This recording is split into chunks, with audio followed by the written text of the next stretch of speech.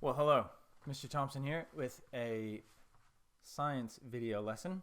Talking about physics again, and this time talking about acceleration. Last video was about speed, displacement, velocity. Okay? If you haven't watched that, you might want to go back and watch that first because you need to understand that in order to follow along with acceleration. So, most folks have, like speed, most folks have an idea of what acceleration is. But the technical definition, the way we'll describe acceleration, is a measure of the rate at which speed or velocity changes. Okay? Acceleration, you can think of, if you think of changing speed, a car is stopped and you hit the accelerator and the car starts going. The speed changes, right?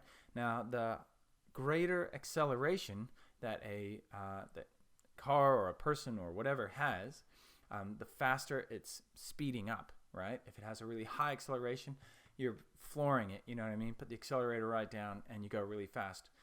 Low acceleration, a smaller acceleration would just be, gradually speeding up, right? But the point is, you're getting, generally, you're getting faster. We'll talk about slowing down a little bit later, okay? To calculate acceleration, we divide a change in speed, or velocity again, by time. Okay, what that looks like, the formula that we usually have is A equals delta V over T. So that little triangle is a Greek symbol, Greek letter that we use to represent change. It's called delta, and it's where we get our normal letter V from. Our normal letter D from, D, delta. And it means change. So delta V is the change. So the later velocity minus the earlier velocity, or as we see here, velocity 2 minus velocity 1, right? So if you are speeding up, then whatever speed you get to, subtracting whatever speed you started at, right? Sometimes this is written as Vf minus V0 or V sub naught. It's like the V final versus V original or something like that. The starting versus finishing velocity, okay? Units, my iPad's jumped ahead here, but units are distance over time squared, okay? That might seem a bit strange, but we'll, I think after you see some examples, you'll see why it's time squared, all right? The common unit is meters per second squared. That's far and away the most common acceleration unit you'll see in physics, at least, okay, in general. All right, so let's look at an example, and we'll speed this up. Okay, a car is stopped at an intersection. When the light turns green, the car starts moving, right? Pretty standard. After 25 seconds, the car has a speed, they look at the speedometer or whatever, and they're going 80 k's per hour. What was the acceleration over this time? Okay, well, we have our formula, right, for acceleration.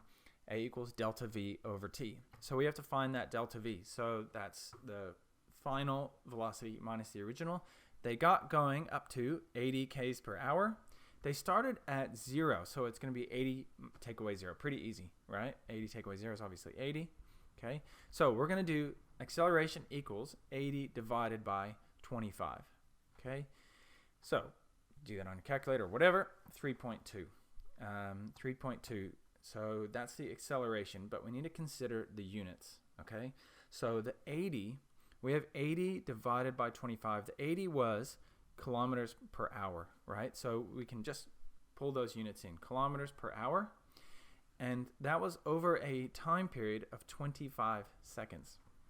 So it's like kilometers per hour per second, right? It's kind of like that. Now, remember we said we want the units to be distance per time squared. What we have here is distance, which is good, distance over time. So the over time is like why it becomes squared. If you do the maths on that, the easiest way to simplify it is the time squared. But we can't do that here because the hours and seconds are not the same. right? They're not equivalent units. So we need to actually do a little conversion here to get our time units consistent. So it's either hours and hours or seconds and seconds. So we could have kilometers per hour squared, or we could try to do meters. We can change it the kilometers per hour into meters per second so that we get meters per second squared. Now remember, meters per second squared is a really common measurement of acceleration, so that's the way we want to go. We're going to take the and often a problem will tell you, particularly in a physics problem on a test or something like that, it'll say, hey, answer in meters per second squared. So that's the way we're going to go. And we're going to take that 80 k's per hour and we're going to change that to meters per second. Okay, so we're taking kilometers per hour and we're changing it to meters per second. So let's think about how we have to do that. In 1 kilometer, there's 1,000 meters, right? And in 1 hour, how many seconds are there? Well, there's 60 seconds in a minute and then 60 minutes in an hour. So 60 times 60, which is 3,600. Okay, so from kilometers per hour to meters per second, we have 1,000 over 3,600. So let's simplify the 3,600, 1,000 over 3,600. We can cancel 2 zeros off the top and off the bottom real easy. And what I'm going to do, you don't normally see decimals in a fraction, but what I'm going to do is get rid of that 0 on the top and put in a decimal point. So it's like 1 over 3.6, which as a fraction we don't like. But basically what that means is divide by 3.6. In order to go from kilometers per hour to meters per second, we divide by 3.6. So we can take that, we can do this a couple of ways. We can basically just take, you can do 80 divided by 3.6 to get the meters per second, and then redo the division by 25. We've already done that division though, so we can just do 3.2 divided by 3.6. Either way, it'll come out the same. So that gets us 0.8 repeating, okay, which we can write with a little line over the top. But we're talking about a car here. We don't need like infinite precision, to the nearest decimal point, or that a test or a book might tell you, hey, answer to 2 decimal points or something. But this one we can probably we'll just go ahead and round it to 1 decimal point. So it's about 0.9. So the answer is 0.9 meters per second squared. All right. I'm very happy to make lots more example videos. If that one's sort of still confusing, just hit me up in the comments. Happy to do more. Now let's talk about slowing down, like I mentioned before. Before we do that, sorry. It's really handy to basically memorize these 2 little tricks. Going from kilometers per hour to meters per second, like we just did, you divide by 3.6. Going the other way, meters per second to kilometers per hour, if you should ever need to do that, you multiply by 3.6. Okay, so basically I would recommend writing those down, memorizing it basically, so that you don't have to go through that whole conversion process like we just did a minute ago. So let's talk about slowing down. All right, now a common word that is often used to describe slowing down is decelerating, right? Accelerating, decelerating, speeding up, slowing down. That's a term that's we often use when we're talking about driving and stuff like that. It might feel like a technical term for slowing down, but in science we don't actually use the word decelerating. We actually refer to slowing down as accelerating in the opposite directions, or negative acceleration. Okay. So if speeding up in one direction is positive acceleration, then slowing down in that same direction is negative acceleration. Okay. Now the other part of that is that speeding up in the opposite direction is also negative acceleration. That might feel really confusing at first, but you'll get used to it. It's basically just accelerating, positive, and negative. It's all the same. You can switch your bearings and say, well, that's now accelerating positive, but if you do that, then accelerating that way is negative. So it's just depending on which way you're accelerating, one's positive, one's negative. You just have to define that.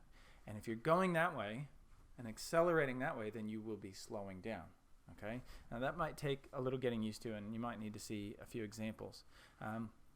So I'll give a quick illustration of this concept, and then I might do another video with problem examples from acceleration. For now, I'll just give a real kind of overview example, but I think the easiest way to illustrate this is with a rocket. Okay, imagine a model rocket. where it's on the ground on a little launch pad, and you click a button and it fires off and accelerates upwards, right? Starts from 0 and it starts going really fast, so there's acceleration there, right? But eventually runs out of fuel and it's going to slow down, right? But it's still going up, but it's slowing down, right? Then eventually it runs out of momentum and heads back down, right? Because gravity is pulling it down. We'll talk more about gravity when we get to forces.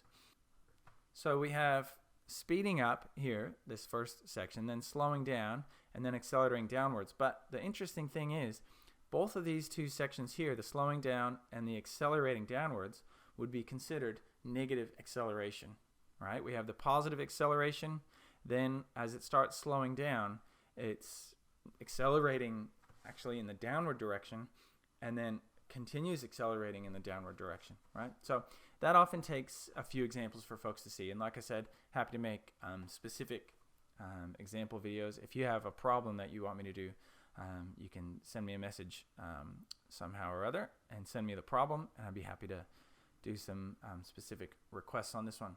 Anyway, that's it for today. Talk to you next time.